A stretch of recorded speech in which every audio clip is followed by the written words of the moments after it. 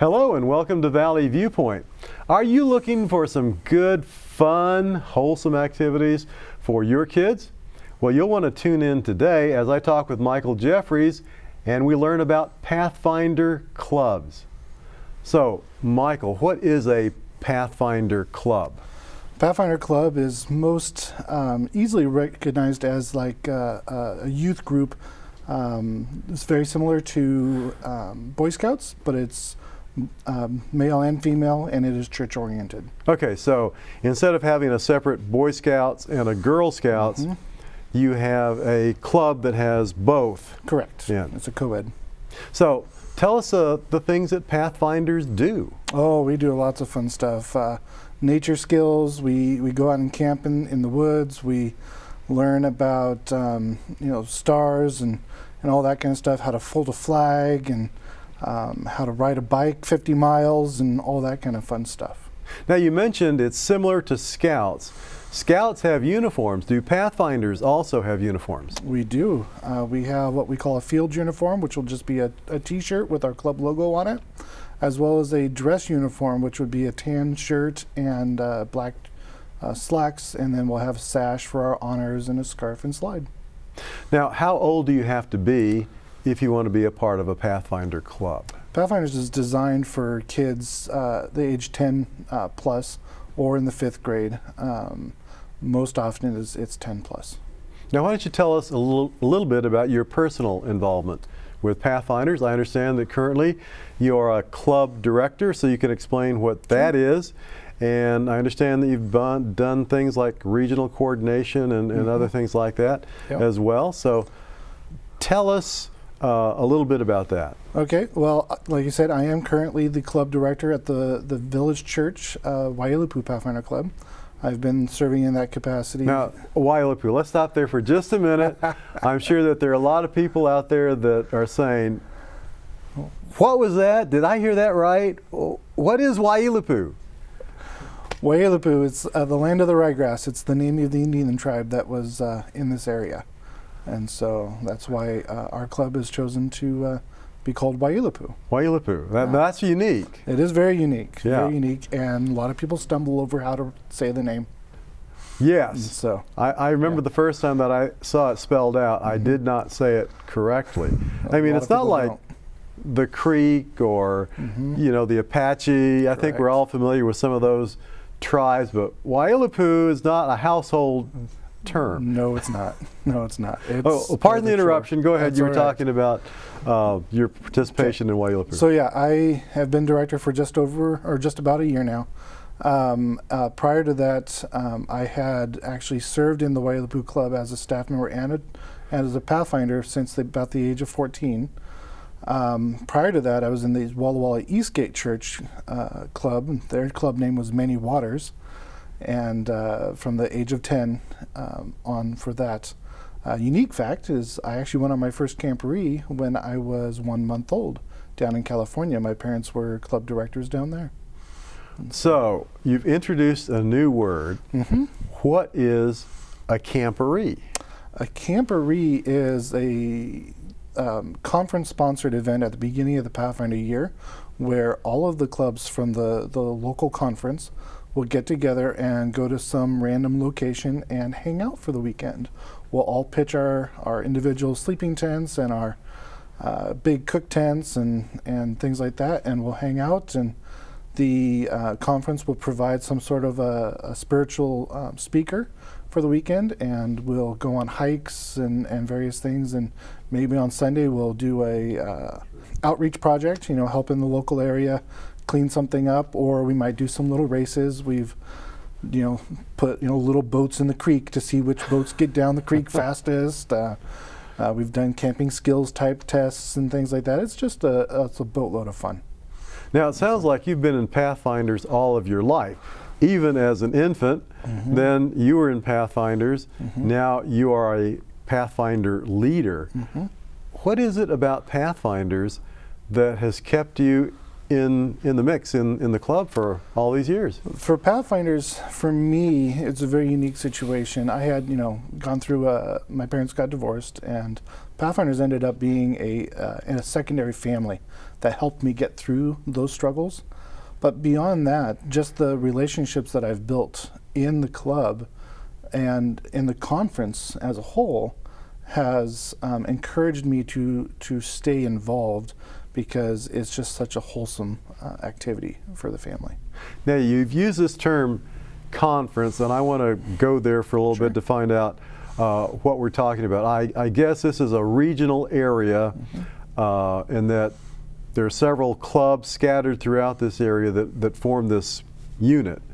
So what conference are you a part of, and what geographical area is taken in by this unit? Okay.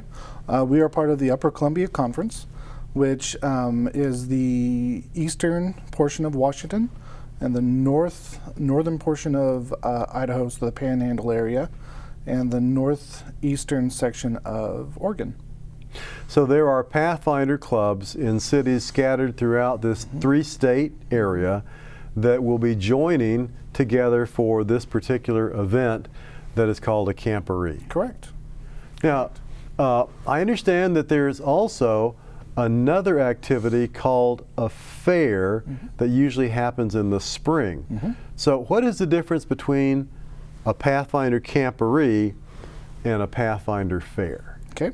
So a camporee is the event that happens at the beginning of the year. It's just kind of a time for us to come together. The Pathfinder Fair is largely a time for us to come together and show off some of the things that we've learned. We'll bring our crafts and things that the kids have worked on. They've done leather craft or soap craft or kites or knot tying. They'll bring a lot of those to show off and get awarded. We have a bunch that are working on drill team. So basically some choreographed marching and whatnot, and so they'll get to show off what they've been learning all year long at the Pathfinder Fair. Now, you just rattle off several names of crafts that are, fostered there in the Pathfinder Club. How many crafts do you do? There's hundreds of different honors and things that we can earn. I don't even have anywhere near an actual number for you, but there are hundreds of honors that you can earn. Can you tell us some of the categories then? Because we don't have time for all the honors to be listed off, but what are some of the categories that these honors fall into? Okay, so we have the outdoor nature that, so your camping skills and things like that would be in that. We have recreational, and what else do we have? We have some outreach type honors and things like that. So there are a lot of different things. You mentioned the knot tying. You mentioned some of the honors that I guess you're studying about animals in some of those, nature honors and so forth. Correct. Sounds like a lot of fun. So your family is also involved with this, right? They are. Yep. I have two girls, and they're both members in the club, as well as my wife is a counselor in the club as well. So it's a full family event, as well as extended family as well. Now, take us through a typical club night, because I understand that you meet on a weekly basis. Correct. Is that correct? Okay. That's correct. So take us through a typical club night. If my kid were to come in and join Pathfinders, what would they be doing on a club night? Okay. A regular club night would start out with me banging the drum. We have a nice little Indian drum that we'll bang to call all of our kids to attention, and they'll fall in by unit, which is basically a small family group led by one adult. And we will do a little flag ceremony, our Pledge of Allegiance. Then we've got a Pathfinder pledge and law that we'll recite together. And we'll often have a special speaker, or one of the units will actually get up and give us a worship thought that evening. And then from there we will take roll call, telling who's actually shown up tonight. Did they wear the right uniform? culminating in a special event at the end of the year for that individual that comes to a large quantity of the stuff. Then after that, we'll break out into the unit groups. Sometimes a couple of units will work together and they'll work on their classwork, which will be their, they call them friend, companion, guide, things like that, and include some of the honors as well as maybe some Bible reading and a lot of fun little stuff that keeps them busy for another hour or so after that. Now, I've heard a term associated with Pathfinders called Investiture. Mm-hmm. What is an investiture?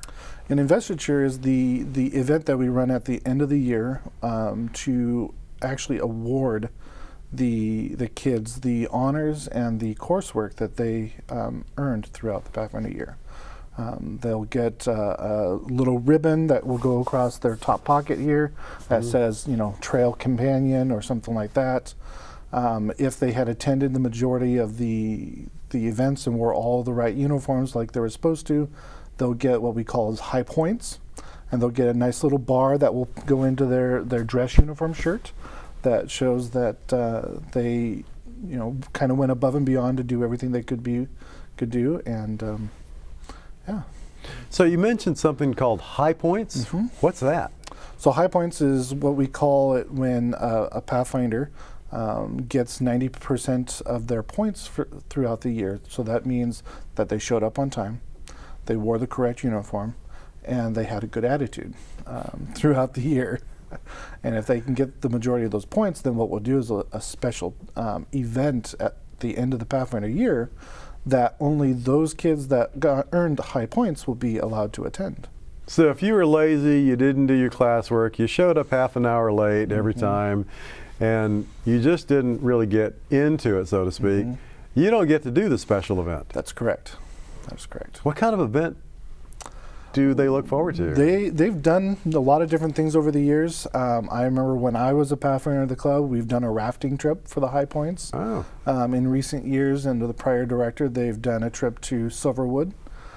This year, we're currently looking at possibly just doing a one-day thing, trying to keep some of our exposure down with all the COVID stuff that's going on, but possibly doing like a trip to a water park or something on a Sunday, and just something fun. Now you mentioned COVID. We are living in special times. Yes, we are. So when we come back to the second half of our program, I'd like to talk about safety, because I'm sure that parents want to know, if my kid gets involved in this, are they going to be safe? Are they going to get sick? Those are the kinds of things that parents are concerned about. Sure. So I want to pick that up when we come to the second half. Now, don't go away. We will be right back. And while we're away, you may want to get your pencil to write some information down about the Waiilatpu Pathfinder Club if you have a young person that might be interested in an activity like this. Or you can write to the station if you do not live in the Walla Walla College Place area, and we'll give you information about the nearest club to your location. So, we'll be right back.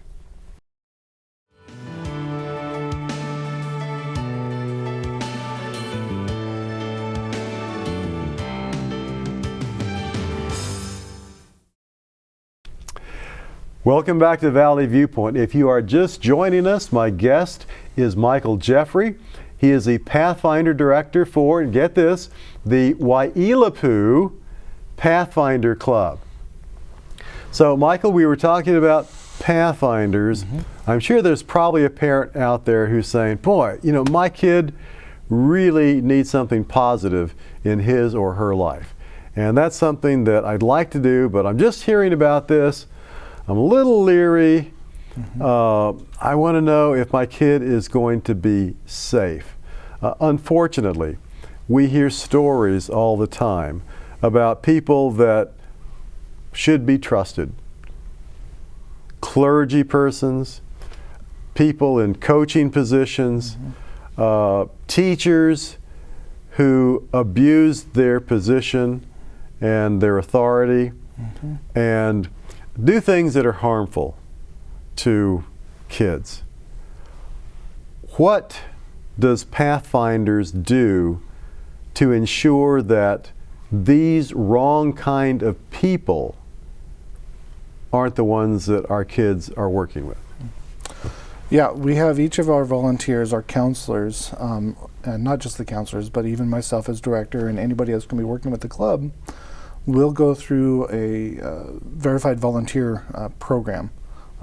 So they'll go online, they'll go through a bunch of training online, videos and things to read, and then they're going to sign some paperwork at the end of it that basically gives the conference permission to do a background check on them and to check into, you know, just their past. You know, do they have any warrants out for them, or has anybody ever claimed anything inappropriate, and all of that.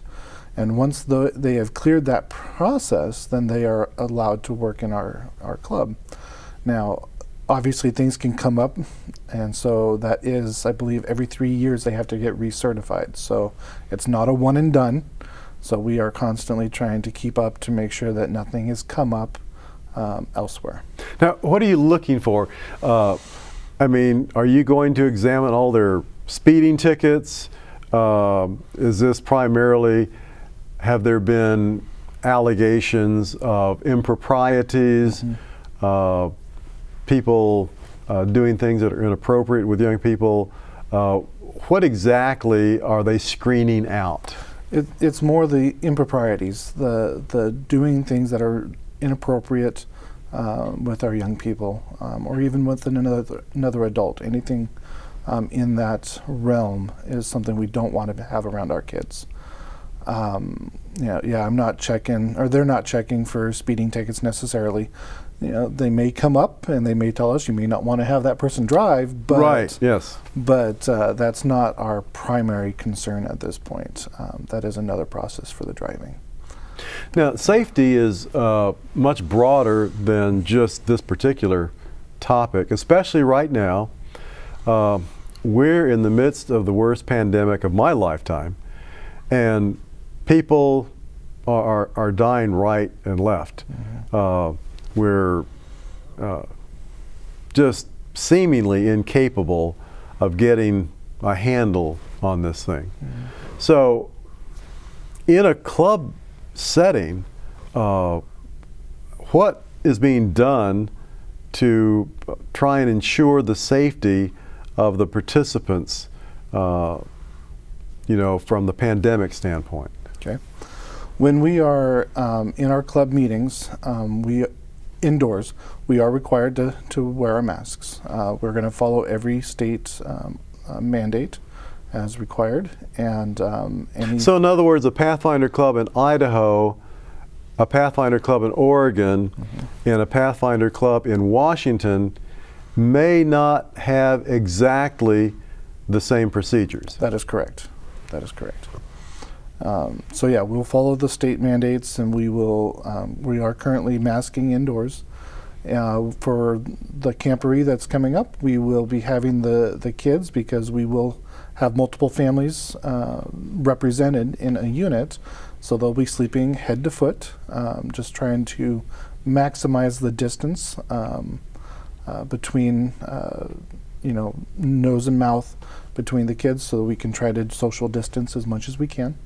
We are allowing the kids to take off their masks when they're outdoors and try to get some activity and whatnot, but we are maintaining social distancing at all times. What else is done in Pathfinder clubs to ensure the physical safety of kids? Do your volunteers get certified in things like CPR and, just in the unlikely event that maybe some kid falls out of a tree and gets the breath knocked out of them, or they're swimming and have an accident, what are you prepared to do? Yeah, our club currently has multiple healthcare professionals actually as some of our volunteers. That's not every club is going to have that, but so people like nurses and correct, and former firefighters, EMTs, and things like that.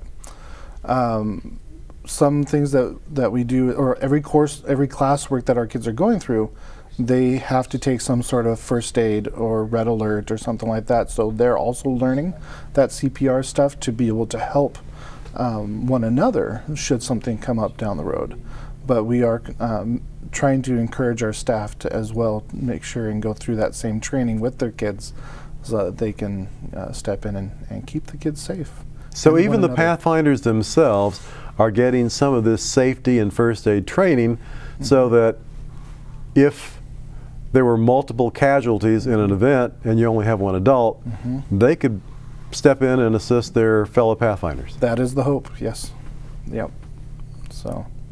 Well, let's say there's a family out there, maybe a mom, a dad, or some kids watching. I said, man, I'd love to get out there and kayak and canoe and go camping and hiking and mountain biking and caving and all those other fun things that Pathfinders get to do.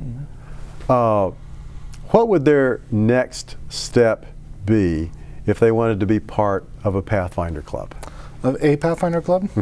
I'd say the best thing to do is to contact your local Seventh-day Adventist church and find out if they have an active club. And if they don't, they should know people that, where the next closest club is. They would have that information at their fingertips. I'm more than happy to have people contact me if they have questions, especially in the local area. But yeah, the SDA church in their area, or even the conference office, would be able to point them in the right direction for their nearest club. Now you do an awful lot of things. I do. I mean, we're thinking about all the fun stuff that these kids do, and in the back of my mind, it sounds like I'm seeing dollar signs. I said, this must really be expensive. Yeah, it's a great thing. It'll be fun for the kids, but it probably costs a lot of money. It can. Okay. With the way that the life is nowadays, it just every supply that you buy is more expensive now than it was 20 years ago.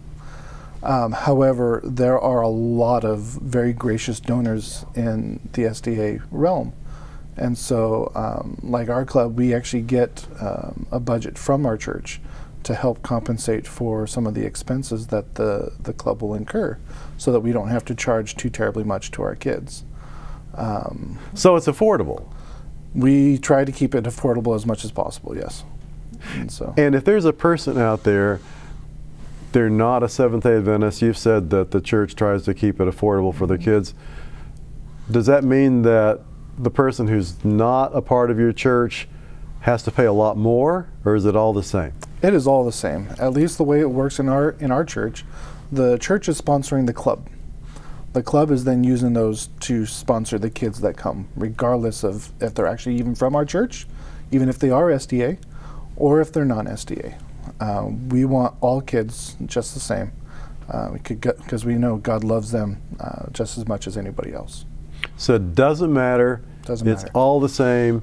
You just have to be at least 10 years old? At least 10 years old. And then from there, is there like a cap, so to speak?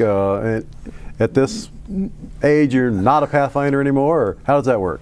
Well, I'd still say that me at 40, almost 41, I'm still a Pathfinder at heart. Yes, I have a directorship role, but really there is no cap.